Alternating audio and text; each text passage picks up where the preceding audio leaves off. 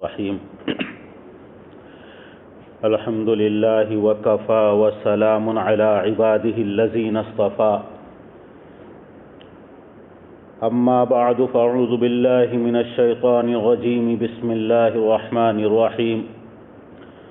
ألا إن أولياء الله لا خوف عليهم ولا هم يحزنون الذين آمنوا وكانوا يتقون صدق الله العظيم سبحان ربك رب العزة عما يصفون وسلام على المرسلين والحمد لله رب العالمين اللهم صل على سيدنا ومولانا محمد وعلى آل سيدنا ومولانا محمد وبارك وسلم۔ آج پورے عالم میں اور پوری دنیا میں جو مسلمانوں کے خلاف حالات ہیں،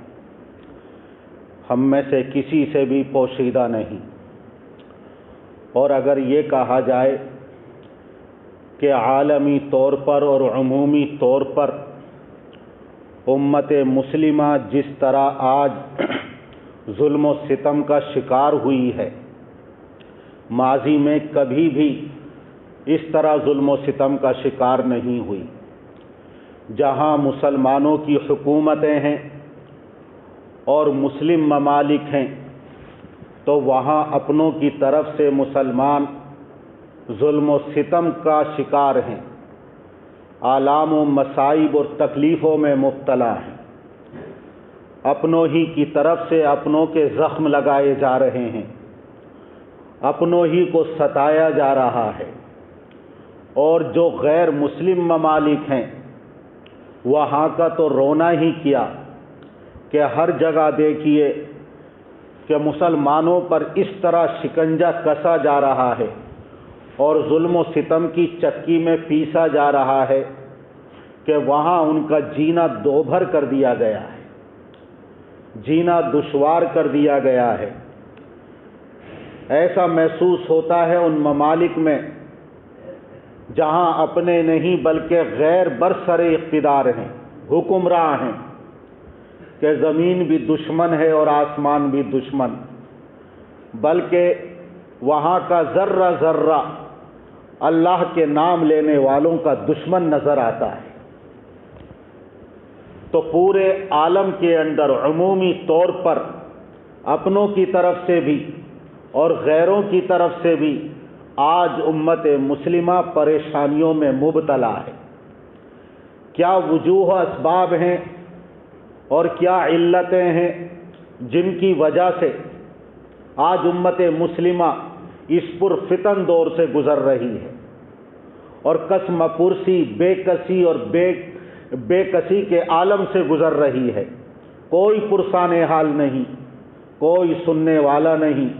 کوئی ہمارے غم کا مداوع کرنے والا نہیں، کوئی ہماری مصیبتوں کا علاج کرنے والا نظر نہیں آتا۔ جدھر بھی نظر دوڑائیے مسلمانوں کا اس وقت کوئی بھی مسیحا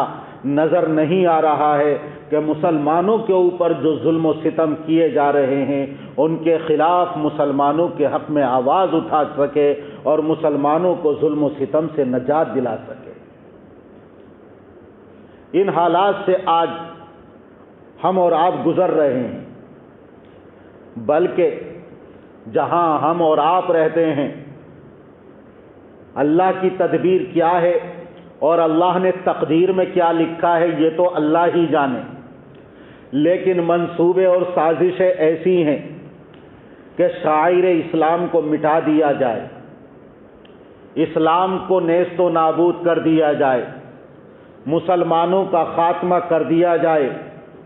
اور یہ سرزمین وحدانیت کے نغموں سے اور رسالت کے زمزموں سے محروم کر دی جائے۔ لیکن ہم اللہ کی ذات پر امید ہی نہیں بلکہ یقین رکھتے ہیں کہ انشاءاللہ قیامت تک اللہ اکبر کی صداؤں سے یہ سرزمین گونجتی رہے گی۔ یہ دین اسلام بڑا پیارا مذہب ہے،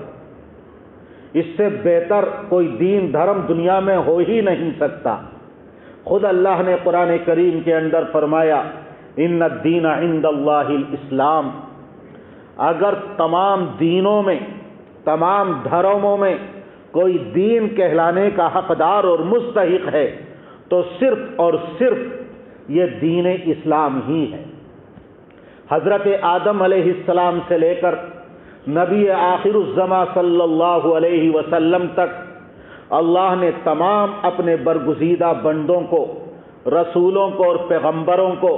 یہی دین اسلام عطا فرمایا۔ کچھ فروعی اور جزوی اختلافات رہے ہر شریعت کے اندر،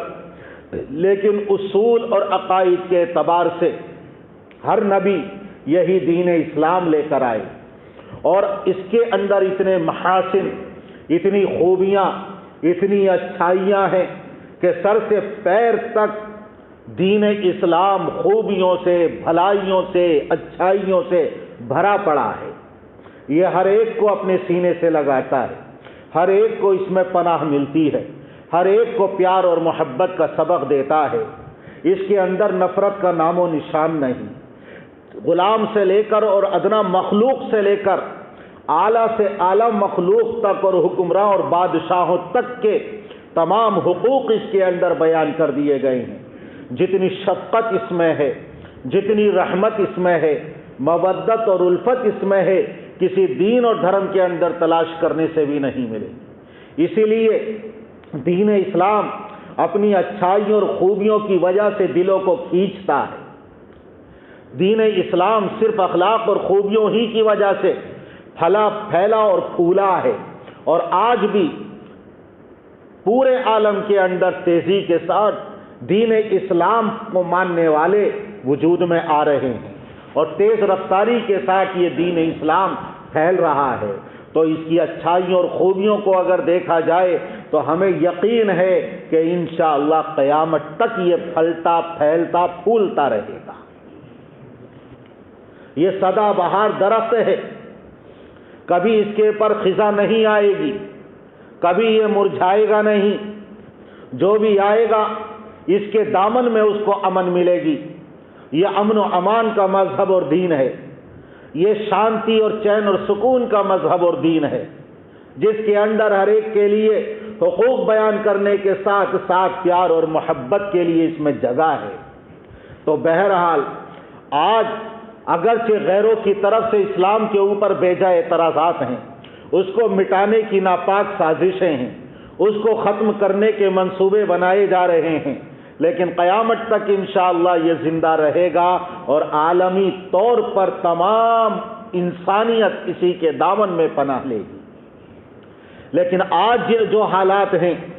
ان کے پیش نظر پورے عالم میں مسلمان ظلم و ستم کی چکی میں پیسے جا رہے ہیں، ظلم و ستم کا تختہ مشق بنائے جا رہے ہیں۔ تو اس کی علتیں اور اس کے اسباب کیا ہیں؟ قرآن کریم اور سنت نبویہ اور احادیث شریفہ، آپ ان کے اندر اگر غور و فکر کریں گے تو آپ اس نتیجے پر پہنچیں گے کہ اللہ نے قرآن کریم کے اندر کافر اور وہ قومیں جن کے اوپر عذاب نازل کیا ہے ان کو بھی بیان کیا، ان کے قصے اور واقعات کو بیان کیا۔ احادیث شریفہ میں اس کی تفصیلات بیان کی گئی ہیں، اور ان قوموں کو بھی بیان کیا گیا ہے اور ان کا بھی تذکرہ ہے جو نبیوں پر ایمان لائیں، جنہوں نے اپنے اپنے زمانے کے انبیاء کی اطاعت اور پیروی کی۔ تو قرآن کریم کے اندر کافر قوموں کا، مشرک قوموں کا تذکرہ، اپنے نبی پر ایمان لانے والی قوموں کا بھی تذکرہ قرآن کریم کے اندر آپ پڑھیں گے تو قوم عاد اور قوم سمود کا تذکرہ ملے گا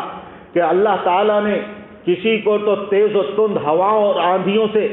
آسمانوں کی بلندیوں پر لے جا کر زمین پر پٹک دیا، ان کے سر پھٹ گئے،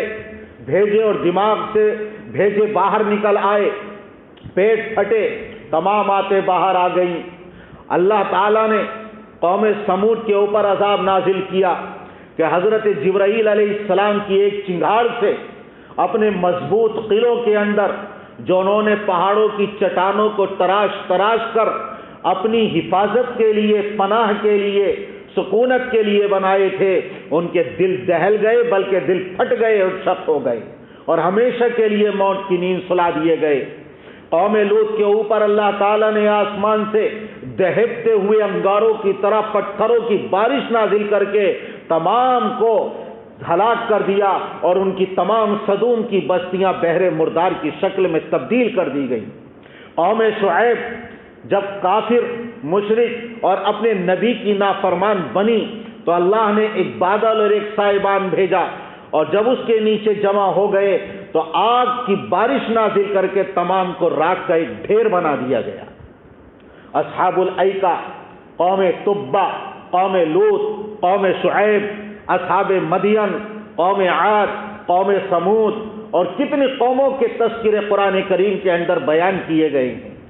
تو ایک طرح کی تو وہ قومیں ہیں جو مشرک تھی، نافرمان تھی، کافر تھی، اور اللہ کا ان کے اوپر عذاب نازل ہوا۔ اب دوسری طرح کی وہ قومیں تھیں کہ جو اپنے نبی کو مانتی تھیں، اللہ کو ایک مانتی تھیں، نبی کے اوپر ایمان بھی لائیں، ان کا بھی تذکرہ کیا گیا ہے۔ ہم غور و فکر کریں گے تو ہمیں اس کے اندر وہ اسباب ملیں گے کہ جن اسباب کی بنا پر آج امت مسلمہ اس ظلم و ستم کا شکار ہے اور ذلت اور رسوائی کے دور سے گزر رہی ہے، اور اسی کے اندر ہم اس کا حل بھی تلاش کر سکتے ہیں۔ اور اگر ہم قرآنی رہنما اصول پر اور میرے آقا کی تعلیمات پر عمل پیرا ہو جائے تو اللہ تعالی ہمیں کھویا ہوا عروج اور کھوئی ہوئی عظمت اور اقتدار پھر واپس لوٹا دے گا، اور وہی عزت اور عظمت اللہ تعالی ہمیں عطا فرمائے گا۔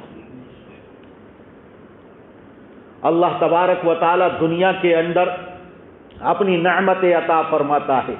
دولتیں بھی عطا فرماتا ہے، لیکن جب کافر کو دولت اور نعمت عطا فرماتا ہے تو اس کی صورت الگ ہوتی ہے، اور جب مومن کو عطا فرماتا ہے تو اس کی کیفیت اور صورت الگ ہوتی ہے۔ اللہ کا ایک قانون ہے اور ایک ضابطہ ہے جو شروع میں تھا، آج بھی وہی ضابطہ ہے۔ وَلَن تَجِدَ لِسُنَّتِ اللَّهِ تَبْدِيلًا، ضابطۂ خداوندی میں کبھی تبدیلی نہیں، اللہ کے قانون کے اندر کبھی تغیر اور تبدل نہیں، وہ بدلتا نہیں۔ جن اصول اور ضوابط کی بنا پر اور ضابطے کی بنا پر اللہ نے پہلے مشرک اور کافر قوموں کو اور نافرمان قوموں کو ہلاک کیا اور ان کے اوپر عذاب نازل کیا، آج بھی اگر ایسی قوم ہے تو اللہ کا ضابطہ ان کے لیے آج بھی یہی ہے کہ اللہ تعالیٰ ان کے وجود کو مٹا کر رکھ دے گا۔ اور جو لوگ پہلے قومیں اپنے نبیوں کے اوپر ایمان لائیں اور اللہ نے ان کو نجات عطا فرمائی ایمان والوں کو، تو آج بھی ضابطۂ خداوندی یہ ہے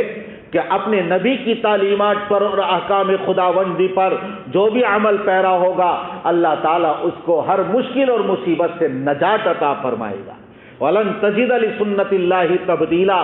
ہم بدل جاتے ہیں، ہمارے حالات بدل جاتے ہیں، ہماری زندگیوں میں انقلاب آ جاتا ہے،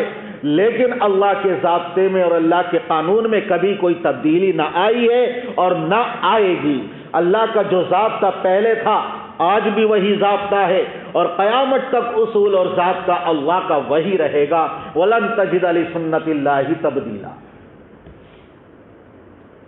اللہ تبارک و تعالیٰ نے جو معذب قومیں ہیں، ہلاک شدہ قومیں ہیں، ان کو جو نعمتیں عطا فرمائی،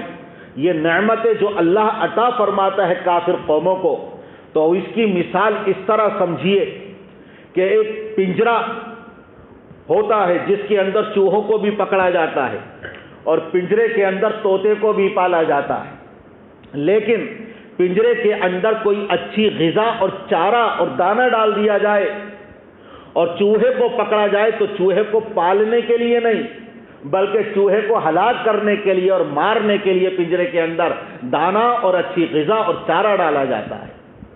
اور طوطے کو بھی قید کیا جاتا ہے، پنجرے میں رکھا جاتا ہے، لیکن اسے دیکھ کر دل خوش ہوتا ہے، اس کو پالنے کے لیے، اس کی آواز کو سننے کے لیے، وہ جو اللہ کی تسبیح بیان کرتا ہے اس سے لطف اندوز ہونے کے لیے، اور اس کی جو میٹھی میٹھی بولی ہوتی ہے اس کو سننے کے لیے۔ تو دیکھیے پنجرا ہے اور پنجرے کے اندر دانہ ڈالا، چارہ ڈالا، کھانا ڈالا، لیکن چوہے کو ہلاک کرنے کے لیے اور مارنے کے لیے، اور طوطے کو پالنے کے لیے اور اس کی پرورش کرنے کے لیے اور لطف اندوز ہونے کے لیے۔ دنیا کے اندر اللہ تعالیٰ نعمت تمام کو عطا فرماتا ہے، لیکن جب کافر اور مشرک اور قوموں کو عطا فرماتا ہے تو اس کا مطلب یہ نہیں ہوتا کہ اللہ تعالیٰ ان سے خوش ہے،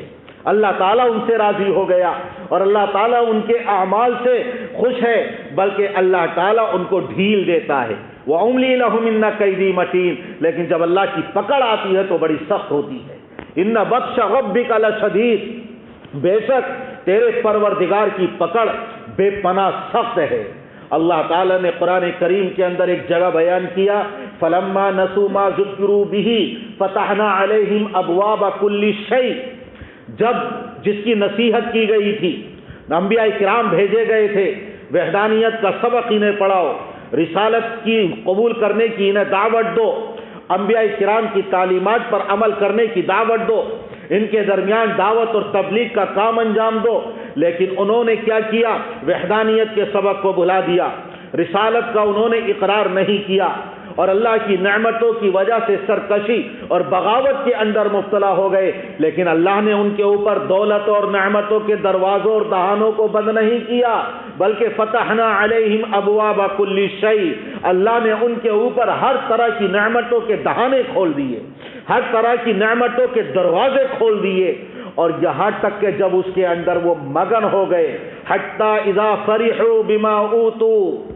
جب اس کے اندر جو نعمتیں دی گئی تھیں اس کے اندر مگن ہو گئے، خرمستیوں کے اندر مبتلا ہو گئے، تو اللہ تعالیٰ نے ان کو پکڑا، اس طرح پکڑا کہ حیرت زدہ رہ گئے، حیرت میں رہ گئے، کوئی پناہ کی جگہ ان لوگوں کو نہ ملی۔ تو دیکھو، نافرمانی کے باوجود، کفر اور شرک کے باوجود، نبی سے بغاوت کے باوجود، اللہ تعالیٰ ان کو نعمت عطا فرما رہا ہے، اللہ ان کو دولت عطا فرما رہا ہے، چین اور سکون کی زندگی ان کو دے رہا ہے، ہر طرح کے اسباب تعیش ان کو فراہم کر رہا ہے، لیکن بجائے اس کے کہ وہ اس سے عبرت حاصل کرتے اور اللہ کی طرف رجوع کرتے، اور زیادہ سرکشی کے اندر بڑھتے رہے، یہاں تک کہ اللہ تعالیٰ نے اپنی پکڑ میں ان کو پکڑ لیا اور ان کو عذاب میں مبتلا کر دیا۔ وہ فرعون کہ جس کے سر میں 400 برس تک کبھی درد بھی نہیں ہوا تھا، اللہ نے ہر طرح کی نعمتیں اس کو عطا فرمائی تھی، عظیم سلطنت اور بادشاہت اس کو عطا فرمائی تھی، 400 برس تک جس کے سر میں درد بھی نہ ہوا ہو، چاہیے تو یہ تھا کہ ان نعمتوں سے فائدہ اٹھاتا، اللہ کی شکر گزاری کرتا، بلکہ اللہ سے لڑنے پر آمادہ ہو گیا، اور انا ربکم الاعلی کا دعوے دار بن بیٹھا کہ میں ہی تمہارا پالنہار ہوں، میں ہی تمہارا خدا ہوں، میں ہی تمہارا معبود ہوں، اپنی عبادت کا اور اپنے لیے سجدہ کرنے کا حکم دینے لگا اور خدائی کا دعوے دار بن بیٹھا، یہاں تک کہ پھر اللہ کی پکڑ آئی اور بحر قلزم کی موجوں کے اندر غرق کر دیا گیا۔ اب ایمان لاتا ہے، حضرت جبرائیل علیہ السلام نے دریائے نیل کی مٹی اور کیچڑ اٹھا کر اس کے منہ کے اندر ٹھونس دی اور یہ کہا اب ایمان لائے گا، یہ عالم غرغرہ ہے، اور ان اللہ یقبل توبۃ العبد ما لم یغرغر، اللہ تعالیٰ اس وقت بندے کی توبہ کو قبول کرتا ہے جب عالم غرغرہ کے اندر مبتلا نہ ہو۔ اب تو عالم نزع ہے اور سکرات الموت تیرے اوپر طاری ہے، حجابات آخرت کے ہٹا دیے گئے ہیں، اپنی آنکھوں سے موت کو دیکھ رہا ہے، اب ایمان لایا، اس سے پہلے تو زمین کے اندر فساد برپا کرتا تھا، تکبر کرتا تھا، خدائی کا دعویٰ کرتا تھا۔ تو دیکھیے فرعون ہے، اللہ نعمتیں دے رہا ہے، خدائی کا دعویٰ کر رہا ہے، لیکن پھر بھی اللہ تعالیٰ ڈھیل دے رہا ہے۔ تو اگر کافر اور مشرک اور اپنے باغی بندے کو اللہ تعالیٰ نعمتیں عطا فرمائے تو اس کا مطلب یہ نہیں ہے کہ وہ اللہ کی بارگاہ میں مقبول ہے، بلکہ اللہ تعالیٰ اس کو ڈھیل دے رہا ہے تاکہ وہ رجوع کر لے اور اللہ پر ایمان لے آئے، گناہوں سے توبہ کر لے، اطاعت اور فرما برداری کی زندگی گزارے۔ آپ نے شداد کا نام تو سنا ہوگا، یہ اپنی ماں کے ساتھ کشتی دریائی سفر کر رہا تھا، طوفانی موجیں آئیں، جہاز غرق ہو گیا، وہ کشتی اور وہ جہاز جس کے اندر سفر ہو رہا تھا اس کے تختے بالکل منتشر ہو گئے، بکھر گئے، لیکن ایک تختے پر یہ چھوٹا سا دودھ پیتا بچہ اور اس کی ماں بچ گئے، باقی سب کے سب غرق ہو گئے۔ اسی حالت میں اللہ تعالیٰ نے ملک الموت کو حکم دیا کہ جاؤ اس کی ماں کی روح قبض کر لو، لہذا اللہ کے حکم کے مطابق روح قبض کر لی گئی. بچہ بچا وہ تو موت کی آغوش میں چلی گئی اور غرق ہو گئی، لیکن تختے پر یہ بچہ اسی طرح تختہ تیرتا رہا، یہاں تک کہ جب ساحل سمندر پر پہنچا تو کچھ ماہی گیر اور مچھیرے جو مچھلیوں کا شکار کر رہے تھے، جب دیکھا ایک حسین خوبصورت بچہ ہے، اس کو اٹھا لیا. ان میں سے ایک نے کہا میرے کوئی اولاد بھی نہیں ہے، لاؤ اس کی پرورش میں کروں گا، اس کو اپنا متبنہ لے پالک منہ بولا بیٹا بنا لوں گا اور میں اس کو اپنے گھر میں رکھوں گا. اٹھا کر لے گیا، اس کی پرورش کرتا رہا، پالتا رہا، یہاں تک کہ جب کچھ بڑا ہوا تو وہ ایک مرتبہ بچوں کے ساتھ محلے میں کھیل رہا تھا. بادشاہ کی سواری وہاں سے گزری، اس میں اس کا ایک سپاہی ایسا تھا جس کو کہیں سے سرما ہاتھ لگا تھا، لیکن وہ اس کو اپنی آنکھوں میں اس لیے نہیں لگانا چاہتا تھا کہ کہیں ایسا نہ ہو کہ یہ میری بینائی اور روشنی ختم کر دے اور یہ آنکھوں کے لیے نقصان دہ ثابت ہو. خود لگانے سے پہلے کسی کے اوپر تجربہ کرنا چاہتا تھا. اس نے دیکھا یہ چھوٹا سا بچہ ہے، لاؤ اس کی آنکھ میں لگاتا ہوں. لہذا اس بچے کو بلایا اور ایک سلائی نکال کر اس کی آنکھ میں جیسے ہی لگایا تو اس نے جب دیکھا تو اسے زمین کے خزانے نظر آنے لگے. لیکن بہت ہوشیار اور چالاک تھا، اس نے شور مچانا شروع کر دیا کہ میری آنکھ میں کیا کر دیا، میری آنکھ میں کیا کر دیا. وہ سپاہی اور بادشاہ کا جو فوجی تھا گھبرا گیا کہ وہ اس کی آنکھ کی روشنی چلی گئی. شیشی وہیں سرمے دانی سرمے کی پھینکی اور راہ فرار اختیار کی. اس نے وہ شیشی اٹھائی سرمے کی اور اپنے باپ کے پاس آیا جس نے اسے پالا تھا اور پورا واقعہ بتایا کہ ایسا ایسا واقعہ پیش آیا، لیکن مجھے تو زمین کے خزانے نظر آ رہے ہیں، کہاں سونا ہے، کہاں چاندی ہے، کہاں ہیرے جواہرات ہیں، کہاں معدنیات ہیں. دوسری آنکھ میں بھی لگایا، اب تو اچھی طریقے سے زمین کے اندر چھپے ہوئے خزانے نظر آنے لگے. باپ نے تجربہ کرنا چاہا کہ چلو، لہذا اس سے کہا کہ کہاں کہاں نظر آ رہے ہیں، کہا یہاں ہیں یہاں ہیں. اب زمین کو جو کھودنا شروع کیا ہے تو زمین کے اندر چھپے ہوئے اللہ کے خزانے نکل رہے ہیں. اللہ نے یہ نعمت اس کو عطا فرمائی، یہ دولت عطا فرمائی، زمین کے خزانے نکالتا رہا، بڑا امیر بن گیا، جوان ہوا، اس ملک کا جو بادشاہ تھا اس پر حملہ کیا اور حکومت پر قابض ہو گیا. اب سلطنت کی باغ ڈور اس کے ہاتھ میں آ گئی. بجائے اس کے کہ اللہ نے نعمتیں عطا فرمائی تھیں اللہ کا شکر ادا کرتا، نبی بھیجے گئے دعوت و تبلیغ کے لیے، لیکن نافرمان مشرک اللہ کا باغی بنا رہا، عبرت حاصل نہ کی، اللہ کی نعمتوں سے مگن ہو کر نعمتوں میں مگن ہو کر اور بغاوت پر آمادہ ہوتا رہا. یہاں تک کہ اللہ کے مقابلے میں جب نبیوں نے جنت کے بارے میں بتایا، کہا جنت تو میں بناؤں گا. اس نے ایک بڑے وسیع اور اس میدان کے اندر جنت بنائی اور ہر طرح کی جو قرآن کریم کے اندر جنتوں کا تذکرہ کیا ہے اور منظر کشی کی گئی ہے، اسی کے مطابق اس زمانے کے نبی نے جو جنتوں کی نعمتوں کے بارے میں بتایا تھا کہ ایمان لائے گا تو ایسی ایسی جنتیں ملیں گی اور اس طرح کے پھلدار درخت ہوں گے، نہریں بہہ رہی ہوں گی، عظیم شان و شوکت والے محلات ہوں گے، حور و غلمان ہوں گے، ہر طرح کی صفائی ستھرائی ہوگی، ہر طرح کی منچاہی وہاں زندگی ہوگی، ہر طرح کی نعمتیں وہاں فراہم ہوں گی. اسی طرح اس نے خیالی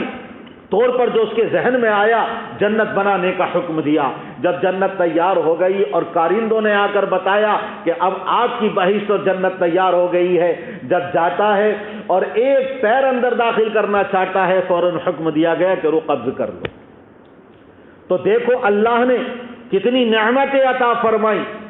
لیکن نعمتوں کا عطا کیا جانا اس کا مطلب یہ نہیں ہے کہ وہ اللہ کی نظر میں محبوب ہو گیا، اللہ کی نظر میں مقبول ہو گیا. یہ دنیا تو سب کے لیے ہے. اللہ تعالیٰ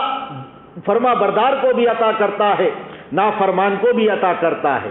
اللہ موحد اور مومن کو بھی دیتا ہے اور مشرک اور کافر کو بھی دیتا ہے. اس دنیا کے اندر اللہ کی شان رحمان و رحیم والی ہے. ہر ایک کے ساتھ اللہ کی رحمت ہے، ہر ایک کے اوپر اللہ کی رحمت عام ہے، اور میدان محشر میں صرف مومنوں کے ساتھ اللہ کی رحمت خاص ہوگی، وہاں کافروں کے لیے اللہ کی رحمت نہیں ہوگی. تو اس دنیا کے اندر اللہ تعالیٰ سب کو نوازتا ہے، سب کو عطا فرماتا ہے. منافق ہو تب بھی، کافر ہو تب بھی، مشرک ہو تب بھی، مومن اور موحد ہو تب بھی، بلکہ اس سے آگے بڑھ کر تو اللہ کے رسول صلی اللہ علیہ وسلم نے یہ فرمایا الدنیا سجن المؤمن و جنت الکافر، یہ دنیا مومن کے لیے قید خانہ ہے اور کافر کے لیے یہ جنت ہے۔ یہ دنیا مومن کے لیے قید خانہ ہے۔ اس دنیا کے اندر مسلمانوں کو پریشانیاں آئیں گی، کافر کو پریشانیاں نہیں آتی ہیں، اللہ تعالیٰ اس کی منچاہی زندگی عطا فرماتا ہے۔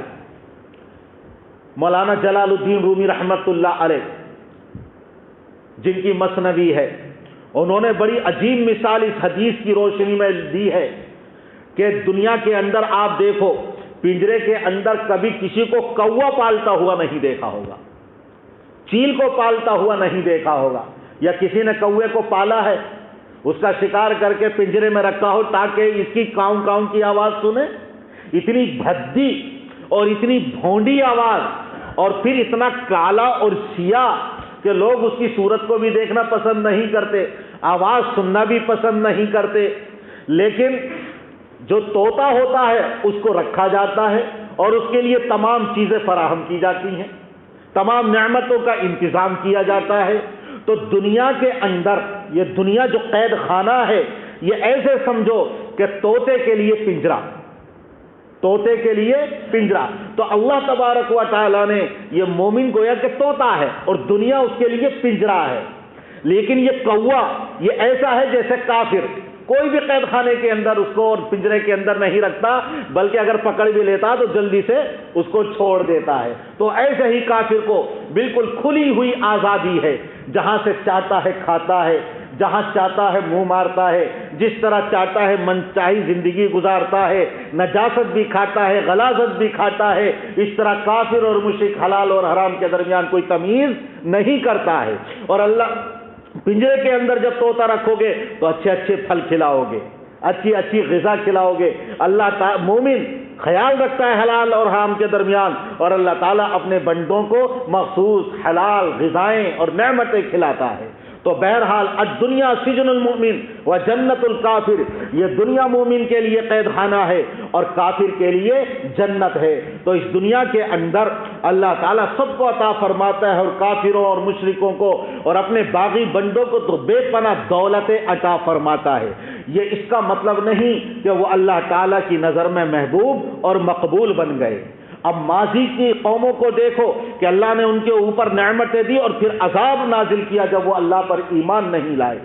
اور ان قوموں کا بھی تذکرہ کیا ہے جو اپنے نبی پر ایمان لائے۔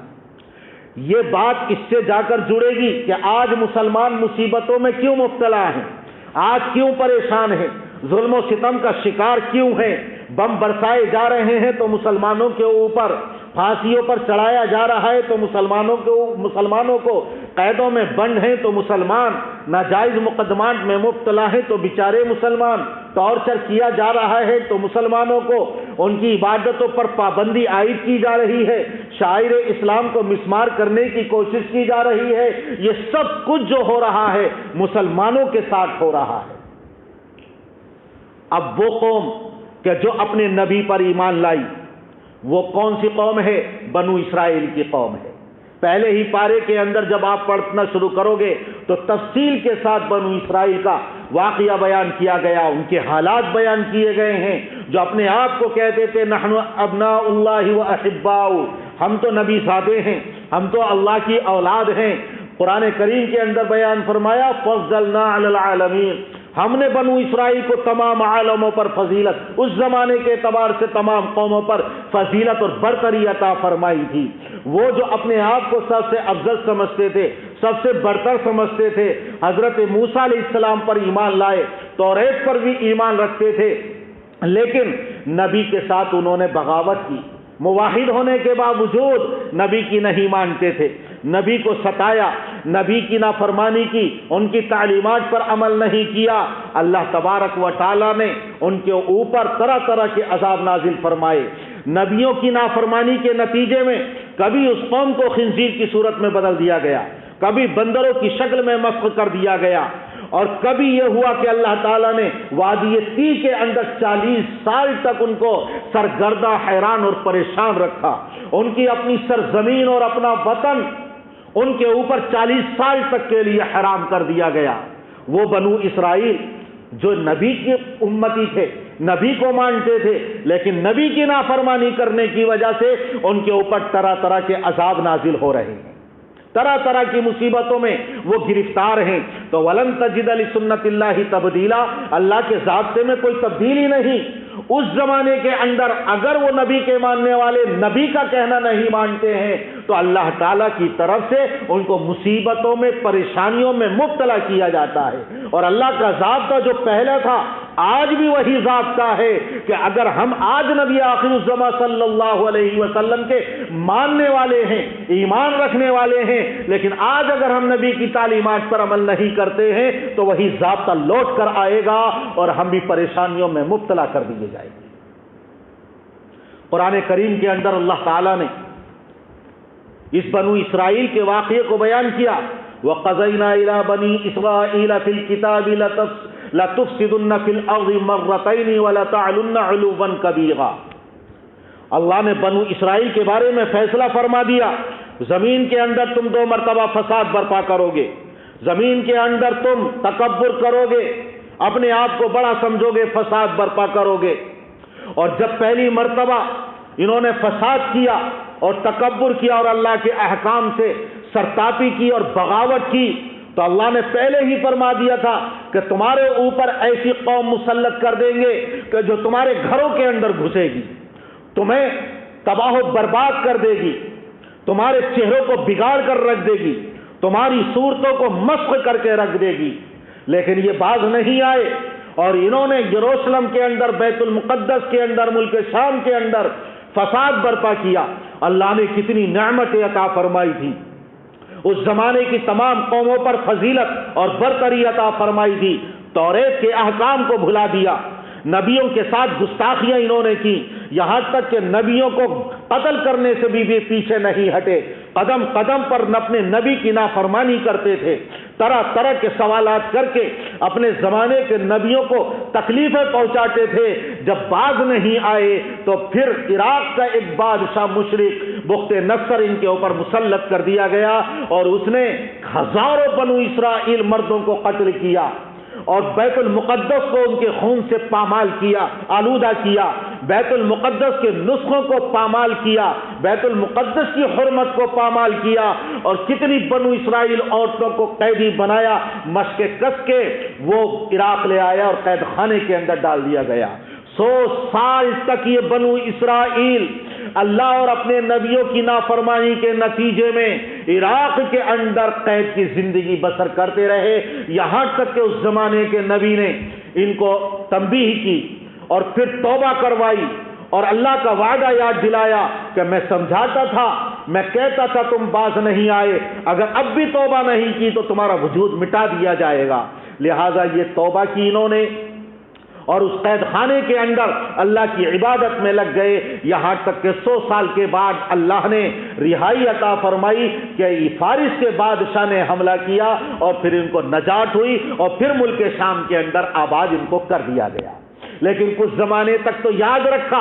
کہ ہم اس مصیبت میں آئے، اس پریشانی میں آئے، ایسے عذاب میں مبتلا کیے گئے، لیکن جوں جوں وقت گزرتا رہا پھر احکام الہی کو بھلاتے رہے، نبی کی تعلیمات کو فراموش کرتے رہے، عیش پرستی کے اندر مبتلا ہو گئے، گناہوں کے اندر مبتلا ہو گئے، ہر طرح کی نافرمانیاں کرنے لگے۔ اس زمانے کے نبی پھر سمجھاتے رہے لیکن باز نہ آئے، یہاں تک کہ جو قرآن کریم کے اندر اللہ نے فرمایا کہ 2 مرتبہ فساد کرو گے، تکبر کرو گے، اب دوسری مرتبہ کا وعدہ آ گیا اور جب ان کی نافرمانی حد سے گزری تو روم کے بادشاہ نے، قیصر نے ان کے اوپر حملہ کیا اور وہ بیت المقدس جس کی تعمیر حضرت سلیمان علیہ السلام نے کی تھی، جس میں سونا، چاندی، ہیرے جواہرات، یاقوت، زبرجد اور زمرد اور قیمتی پتھر اس کے اندر لگائے گئے تھے، جنات سمندروں کے اندر غوطہ لگا کر قیمتی آبگینے اور پتھر نکال کر لاتے تھے، اس سے اس بیت المقدس کو مرصع کیا گیا اور تعمیر کیا گیا۔ وہ تمام بیش بہا اور بے پناہ دولتوں کے خزانے وہ قیصر روم اپنی گاڑیوں اور سواریوں پر لاد کر ملک شام لے گیا اور کنیسۃ الذہب کے اندر ان کو وہاں جمع کر دیا۔ نبی نے کہا تھا کہ باز نہیں آؤ گے تو پھر یہی ہوگا، یہ دوسری مرتبہ بھی عذاب میں مبتلا کیے گئے. آج بھی وہ تمام خزانے روم کے اندر موجود ہیں، اور آخر میں قیامت کے قریب حضرت علی جب تشریف لائیں گے اور جب وہاں فتح حاصل ہوگی تو اس وقت ان تمام خزانوں کو وہ کشتیوں میں سوار کر کے پھر ملک شام اور بیت المقدس میں واپس لے کر آئیں گے. ابھی وہ وقت باقی ہے. تو دیکھو قرآن کریم کے اندر بیان کیا گیا، یہ بنو اسرائیل نبی کے ماننے والی تھی، نبی کے اوپر ایمان لاتی تھی، عقیدہ آخرت ان کے دلوں میں تھا، اللہ کو ایک مانتے تھے، لیکن توریت کے احکام پر عمل نہیں کیا، نبی کی تعلیمات پر انہوں نے عمل نہیں کیا. نتیجہ یہ ہوا کہ ان کے اوپر کبھی بخت نصر مسلط کر دیا گیا، نتیجہ یہ ہوا کبھی قیصر روم نے ان کے اوپر حملہ کیا اور طرح طرح کے ظلم و ستم کا وہ شکار بنائے گئے، قتل عام کیا گیا، خون بہایا گیا، عورتیں باندیاں بنائی گئیں، توریت کے نسخوں کو پامال کیا گیا، تورات کے اوراق کو جلایا گیا، اور تمام بیت المقدس کے خزانوں کو بھی لوٹ لیا گیا. ذلت اور رسوائی کی زندگی اور بے عزتی کی زندگی بسر کرنے پر وہ بنو اسرائیل اور یہود مجبور ہوئے، نبی کے ماننے کے باوجود، نبی پر ایمان لانے کے باوجود، لیکن اصل وجہ تھی نبی کی تعلیمات سے انحراف، نبی کی نافرمانی. آج ہم جس طرح وہ کہتے تھے نحن ابناء اللہ و احباؤہ، کہ ہم اللہ کی اولاد ہیں، ہم نبی زادے ہیں، تمام قوموں سے افضل اور اشرف اور برتر ہیں. حضور اکرم صلی اللہ علیہ وسلم نے کتنی احادیث شریفہ کے اندر بیان کیا ہے کہ اس امت کو تمام امتوں پر فضیلت دی گئی ہے. میدان محشر میں بھی اس کا اظہار ہوگا، جیسے ہمارے نبی تمام نبیوں سے افضل، تلک الرسل فضلنا بعضهم علی بعض، اللہ نے بعض رسولوں کو بعض پر فضیلت عطا فرمائی ہے، اور تمام انبیاء کرام کے اوپر فضیلت حضور اکرم صلی اللہ علیہ وسلم کو عطا فرمائی. اس دنیا کے اندر بھی اس کا عملی طور پر اظہار کر دیا گیا، معراج کے اندر امامت کروا کر میدان محشر کے اندر بھی عملی طور پر اظہار کر دیا جائے گا. تو جس طرح ہمارے نبی سب سے اعلیٰ، جس طرح ہمارے رسول سب سے افضل، جس طرح ہمارے نبی سب سے برتر، بعد از خدا بزرگ توئی قصہ مختصر، اللہ کے بعد پوری مخلوق میں اور تمام کائنات میں سب سے اعلیٰ اور بالا مرتبہ مقام اگر کسی کو حاصل ہے تو وہ نبی آخر الزماں حضرت محمد الرسول اللہ صلی اللہ علیہ وسلم کو حاصل ہے. اسی طرح اس امت کو بھی آپ کے طفیل میں، آپ کے صدقے میں تمام امتوں کے اوپر فضیلت اور برتری عطا کی گئی ہے،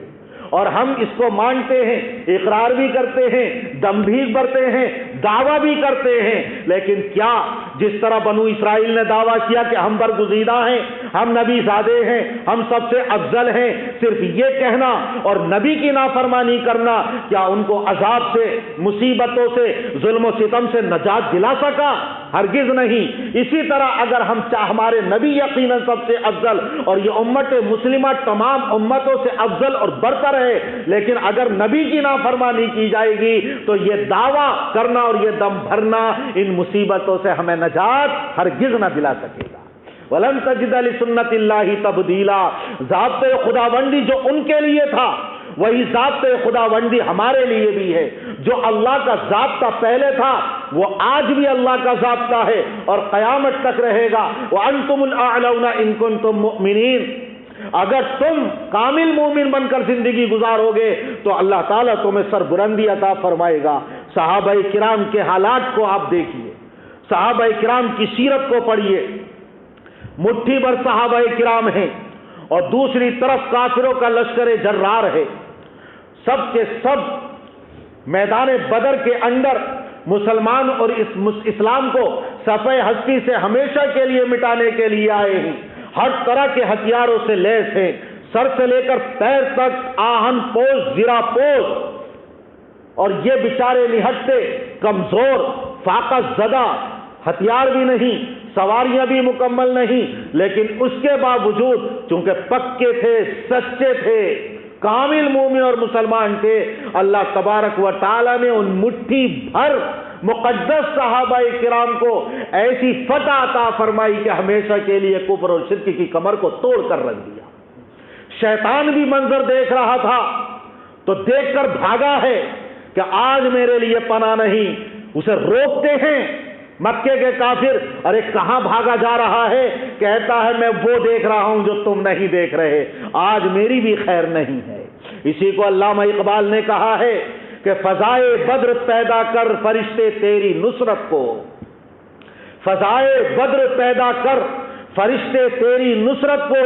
اتر سکتے ہیں گردوں سے قطار اندر قطار اب بھی۔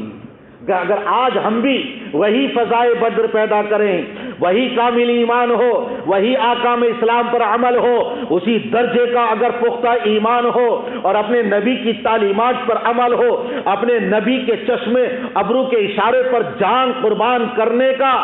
ہمارے دلوں کے اندر جذبہ ہو، تو آج بھی اللہ تعالی ہمیں عزت اور سربلندی یقیناً عطا فرمائے گا۔ لیکن آج ہم دیکھیں کہ ہمارے گھروں سے سنتوں کے جنازے نکل رہے ہیں، احکام الہی کو ہم اپنے پیروں سے خود روند رہے ہیں۔ کوئی شادی کا موقع ہو، کوئی غم کا موقع ہو، کوئی تقریب ہو، کوئی فنکشن ہو، کہیں آنا جانا ہو، آپ ہماری اپنی زندگی کا شروع سے لے کر آخر تک کا جائزہ لے لیجئے۔ بلکہ یہ تقریبات تو دور کی بات ہیں، ہم جب صبح کو سو کر اٹھتے ہیں اس وقت سے لے کر شام کو بستر پر لیٹنے اور سونے تک کی پوری زندگی کا اگر ہم سروے کریں اور جائزہ لیں تو خود ہمیں نظر آئے گا کہ ہم نے اپنے آقا حضرت محمد الرسول اللہ صلی اللہ علیہ وسلم کی سنتوں کا کیسے اپنی زندگی سے جنازہ نکال دیا۔ کیوں نہ مصیبتیں آئیں گی، کیوں نہ پریشانیاں آئیں گی۔ اور ایک طرف صحابہ کرام تھے، جب حضور اکرم صلی اللہ علیہ وسلم نے دیکھا کہ 1000 کا لشکر جرار ہر طرح کے ہتھیاروں سے لیس اور بھڑکانے والی عورتیں ہیں اور طبلہ بجانے والی اور ان کے اندر ابھار اور تحریش پیدا کرنے والی، اگر وہ پسپاں اور راہ فرار اختیار کریں، ایسی گانے بجانے والی عورتیں بھی لائے تھے جو ان کے اندر اشتعال پیدا کریں، جو ان کے اندر جوش پیدا کر دیں اور میدان کارزار سے وہ بھاگ نہ سکیں۔ حضور اکرم صلی اللہ علیہ وسلم پوری رات اس کے اندر خیمے کے اندر دعائیں مانگتے رہے اور اس طرح رو رو کر گڑ گڑا کر کہتے رہے، اے میرے پروردگار، یہ مٹھی بھر جماعت ہے، اگر آج یہ شکست کھا گئی اور مٹا دی گئی تو پھر قیامت تک اس روئے زمین پر تیرا کوئی نام لینے والا نہیں رہے گا۔ اللہ نے دعا قبول فرمائی اور حضرت ابوبکر صدیق رضی اللہ عنہ نے بھی آپ کے کاندھے پر ہاتھ رکھ کر آپ کو تسلی دی کہ اللہ کے رسول بس اللہ ہم کو کافی ہے۔ آپ باہر آتے ہیں، اب مہاجرین تو نکلے تھے اپنی ہتھیلیوں پر جان لے کر، سر سے کفن باندھ کر، لیکن بیعت عقبہ اولا اور بیعت عقبہ ثانیہ جو انصار مدینہ نے مینا کی وادیوں میں میرے آقا کے دست مبارک پر بیعت کی تھی، وہ یہ تھی کہ آپ مدینہ تشریف لائیں، ہم ہر اعتبار سے آپ کی نصرت کریں گے، آپ کی مدد کریں گے۔ مدینے سے باہر نکل کر جنگ کرنے کے یہ عہد و پیمان نہیں تھے، اس لیے اللہ کے رسول صلی اللہ علیہ وسلم بار بار مشورہ کرتے ہیں۔ تو انصار کے سردار اپنے تلوار کے دستے پر ہاتھ مار کر کہتے ہیں، اے اللہ کے رسول، ہم وہ نہیں قوم موسیٰ کی طرح جنہوں نے اپنے نبی سے یہ کہہ دیا تھا کہ تم جاؤ اور تمہارا پروردگار جائے، ہم تو یہاں سے ٹلنے والے نہیں، تم جاؤ تمہارا پروردگار جا کر اس قوم عمال اور قوم جبار سے جا کر لڑے، ہم تو یہی بیٹھ کر رہیں گے۔ خدا کی قسم اگر آپ ہمیں حکم دیں گے تو بڑی سے بڑی کفر و شرک کی چٹان سے ہم ٹکرانے کے لیے تیار ہیں۔ اگر آپ ہمیں حکم دیں گے تو اپنے گھوڑوں کو دوڑاتے ہوئے برق الغیمات تک لے جائیں گے، اگر آپ ہمیں حکم دیں گے تو ہم سمندروں کی موجوں کے اندر اپنے گھوڑوں کو ڈال دیں گے، لیکن آپ کے حکم سے ذرہ برابر بھی انحراف اختیار نہیں کریں گے۔ یہ تھا جب جان کے لالے پڑے ہوئے تھے، اور جب کوئی سنت پر عمل کرنے کا موقع آتا تھا تو ڈھونڈ ڈھونڈ کر تلاش کر کر کے ایک ایک سنت کے اوپر عمل پیرا ہوتے تھے۔ ایسی انہوں نے زندگی سنت نبویہ سے سجائی تھی۔ حضرت عبداللہ ابن عمر رضی اللہ عنہما ایک مرتبہ اپنے شاگردوں کے ساتھ جا رہے ہیں، ٹھوکر لگی اور گرے،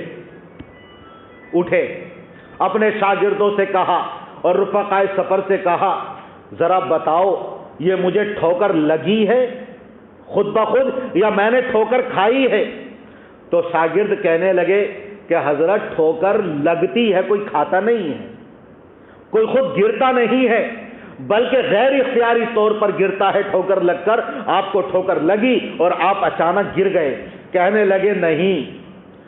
مجھے ٹھوکر خود بخود نہیں لگی ہے، بلکہ میں نے جان بوجھ کر ٹھوکر کھائی ہے،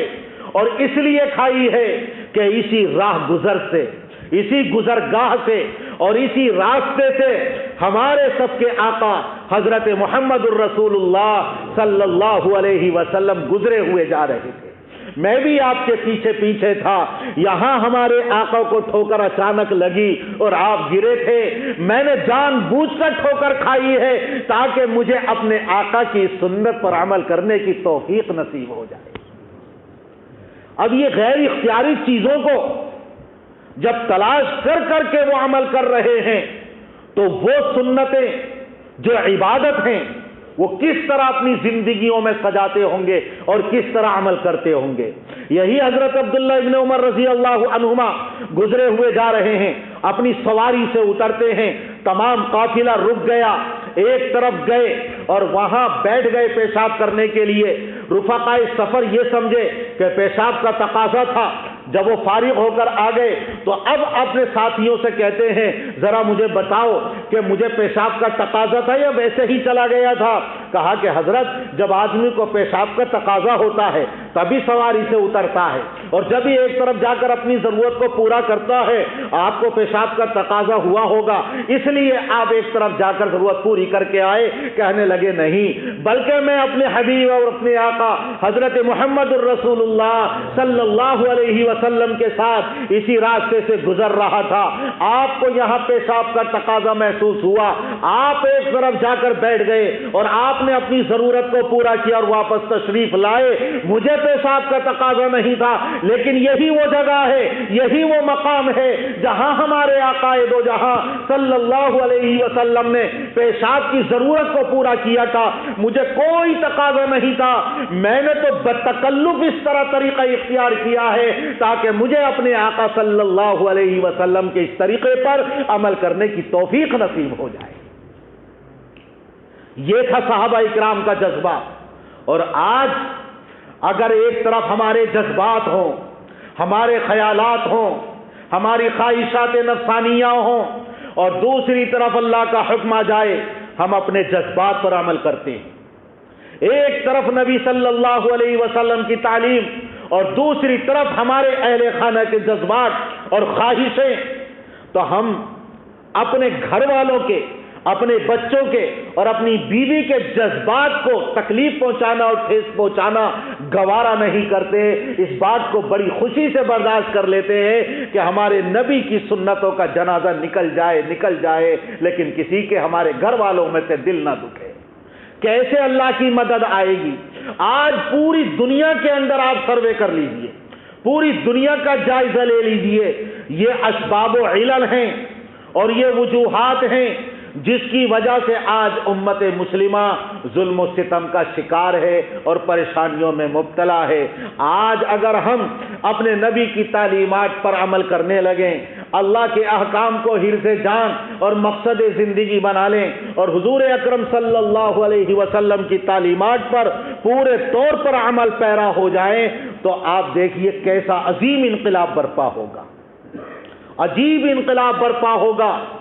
کسی سے کچھ کہنے کی ضرورت نہیں۔ سنتوں کی برکت یہ ہوگی کہ جہاں بھی کفر اور شرک کی ظلمتیں ہیں، تمہاری زندگی میں سنتیں آئیں گی، جہاں سے گزرو گے وہ تمام کفر و شرک کی ظلمتیں چھٹتی ہوئی نظر آئیں گی۔ اگر ہم سنتوں کا نور لے کر چلیں گے، کہیں بھی بدعتوں کے اور رسوم و رواج کے کوہرے ہوں گے اور اندھیرے ہوں گے، ان سنتوں کے نور سے وہ چھٹتے چلے جائیں گے۔ لوگ ہمارے چہرے بشرے کو دیکھ کر اسلام کو قبول کریں گے، احکام اسلام پر عمل پیرا ہوں گے۔ جدھر سے گزر جاؤ گے ادھر سے ہر مخلوق تمہارے اوپر نگاہ اٹھا کر دیکھے گی اور خوشی کا اظہار کرے گی کہ یہ ہے اللہ کا سچا بندہ۔ اور آج ہماری وضاحت،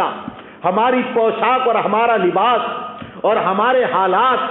آپ خود دیکھ لیجئے کہ کن ہم نے یہود و نصارہ کی وضع اپنا لی ہے، ان کی ہی وضاقتہ کو اختیار کیے ہوئے ہیں، ان کی تہذیب و تمدن کے ہم دلدادہ بن گئے ہیں، ان کے کلچر کے ہم عاشق بن گئے ہیں۔ ہماری زندگی میں اور ہمارے گھروں کے اندر جو معاشرتی زندگی ہے وہ مدنی زندگی کی نہیں بلکہ یورپ کی زندگی کی ہے۔ یورپ کی تقلید آج ہمارے گھروں کے اندر ہو رہی ہے۔ ہمارا جوان آج اگر تقلید کر رہا ہے تو حضور اکرم صلی اللہ علیہ وسلم کی نہیں، سنتوں کی پیروی نہیں، بلکہ یورپ کی انڈھی تقلید میں آج ڈوبا ہوا ہے اور اسی دلدل میں پھنسا ہوا ہے اور اسی کو اپنی عزت اور اپنی سربلندی سمجھتا ہے۔ مرزا بیدل، اس وقت کی بات ہے کہ جب ہندوستان کے اندر غالباً فارسی زبان بولی جاتی تھی، انہوں نے ایک نعتیہ کلام لکھا حضور اکرم صلی اللہ علیہ وسلم کی شان میں، اور اتنا عشق اور محبت سے بھرا ہوا تھا، یعنی ہر شعر سے عشق اور محبت ٹپکتا ہوا نظر آتا تھا۔ پورے ہندوستان کے اندر جب یہ متحدہ ہندوستان تھا، افغانستان، پاکستان، برما، بنگلہ دیش، سری لنکا، یہ پورا متحدہ ہندوستان تھا، اس وقت کی بات ہے، تو اتنی مقبولیت حاصل ہوئی کہ ہندوستان سے باہر اس کی مقبولیت گئی، اور جب ایران کے اندر وہ نعتیہ کلام پہنچا ہے اور لوگوں نے اس کو پڑھا ہے تو اشش کرنے لگے اور سوچنے لگے کہ کتنا بڑا یہ عاشق رسول ہوگا، کیسا شیدائی رسول ہوگا، کیسا آپ سے عشق اور محبت کرنے والا ہوگا کہ ایک ایک شعر حضور اکرم صلی اللہ علیہ وسلم کی عشق اور محبت میں ڈوبا ہوا ہے۔ ایک وہاں عاشق رسول نے جو اللہ کے رسول سے محبت کرتا تھا، اس نے جب اس نعتیہ کلام کو پڑھا تو اس کے دل کے اندر جذبہ پیدا ہوا کہ ایسے عاشق رسول کی تو ضرور زیارت کرنی چاہیے، اور ثواب ہے ایسے عاشق رسول کو دیکھنا، اس کی زیارت کرنا۔ لہذا وہ ایران سے چلا اور اس نے سواری پر سوار ہونا بھی گوارا نہ کیا، یہ سوچ کر کہ اس کی زیارت کے لیے جا رہا ہوں، اس کے ادب و احترام کے خلاف ہے کہ میں سواری پر سوار ہو کر جاؤں، لہذا ایران سے پیدل چلا اور ہندوستان کے اندر آیا۔ پتہ پوچھتا پوچھتا دلی پہنچا، وہاں پوچھا کہ بھائی مرزا بیدل کہاں رہتے ہیں، بتایا گیا کہ فلاں محلے میں رہتے ہیں۔ وہاں پہنچا، گھر پر دستک دی تو اندر سے پوچھا کون، کہا کہ ایران سے آیا ہوں، اور شاعر رسول اور عاشق رسول کی زیارت کرنا اپنے لیے خوش نصیبی اور سعادت کی بات سمجھتا ہوں۔ تو گھر میں سے زنان خانے سے آواز آئی، وہ یہاں موجود نہیں ہے گھر پہ۔ کہاں گئے ہیں کہ پاس میں کسی بال بر کی دکان پر اپنا شیو بنوانے یا بال بنوانے کے لیے گئے ہیں۔ لہذا پوچھتے پوچھتے اسی بال بر اور حجام کی دکان پر، حلاق کی دکان پر پہنچے تو دیکھا کہ ایک آدمی بیٹھا ہوا ہے اور جو حلاق ہے ان کا شیو بنا رہا ہے اور داڑھی کو چھیل رہا ہے اس طرح سے۔ پوچھا بھائی مرزا بیدل کون سے ہیں؟ تو انہوں نے کہا کہ میں ہی مرزا بیدل ہوں۔ اور جب یہ سنا ہے اور دیکھا ہے کہ میں کیا جذبات لے کر آیا تھا، میری کیا خواہشیں تھیں کہ بہت بڑا عاشق رسول ہوگا، عشق و محبت میں اللہ کے رسول کی محبت میں ڈوبا ہوا ہوگا، سچا پکا متبع سنت ہوگا،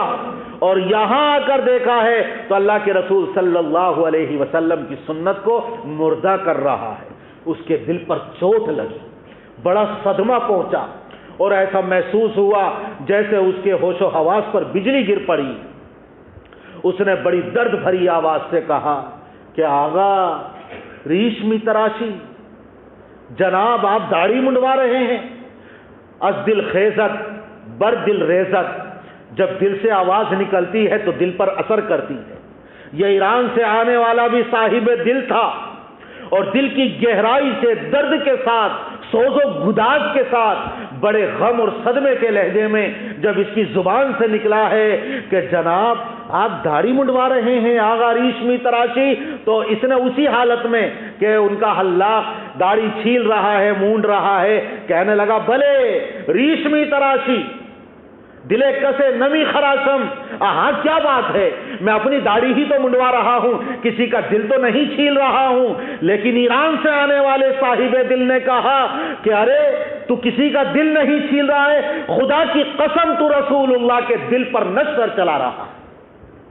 تو آقا کے دل کو چھلنی کر رہا ہے۔ بظاہر تو یہ اس طرح تیرے چہرے پر اور تیرے گالوں پر پھیرا جا رہا ہے، لیکن حقیقت میں اللہ کے رسول محمد صلی اللہ علیہ وسلم کے دل پر تو نشتر چلا رہا ہے۔ جو یہ کہا ہے تو فوراً اس اللہ کو روک دیا اور کہا جزاک اللہ کا چشمم باز کر دی، مرا با جانے جا ہم راز کر دی، فوراً روک دیا کہ بس رہنے دو، اور اس کو دعائیں دیں کہ اللہ تجھے جزائے خیر عطا فرمائے، تو نے میری آنکھیں کھول دیں، اور اسی وقت سے متبع سنت بن گئے۔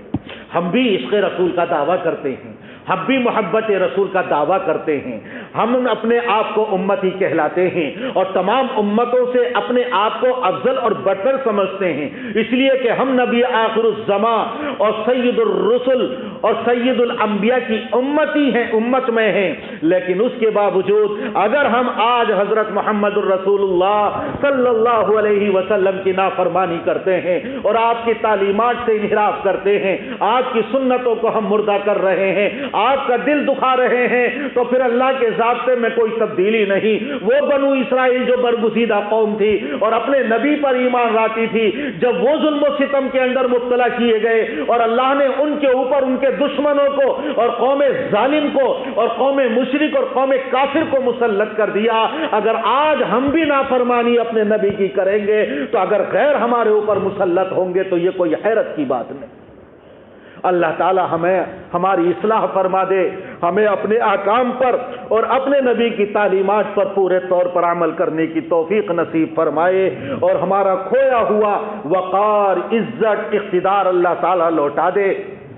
ذلت اور رسوائی سے ہم سب کی حفاظت فرمائے، دنیا میں بھی سرخروئی اور عزت عطا فرمائے، آخرت میں بھی سرخروئی اور عزت عطا فرمائے۔ وآخر دعوانا ان الحمدللہ۔ وتعلو همتي دوما وتسبق خطوتي الأزمان، فوقتي لا أضيعه بما يفضي إلى الخسران، وكفي لا يفارقها أداء